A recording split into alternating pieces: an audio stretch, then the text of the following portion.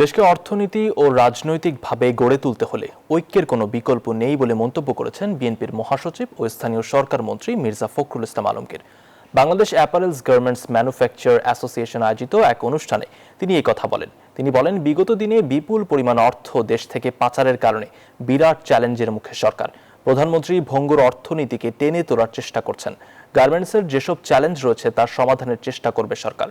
Garments শিল্পের জন্য bank ঋণের সুদ কমানোর আশ্বাস দেন মির্জা ফখরুল।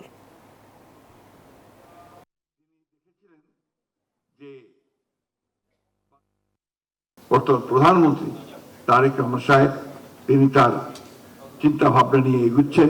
একটা ধ্বংসপ্রাপ্ত অর্থনীতি, সেই অর্থনীতিকে টেনে উপরে তোলা, এটা একটা অত্যন্ত বড় চ্যালেঞ্জের কাজ। আমি অবশ্যই আপনাদের এই বিষয়গুলো নিয়ে সরকারের সঙ্গে কথা বলে কোথায় কোথায় সমস্যার সমাধান করা যায় সেই বিষয়গুলো আমরা অবশ্যই দেখব।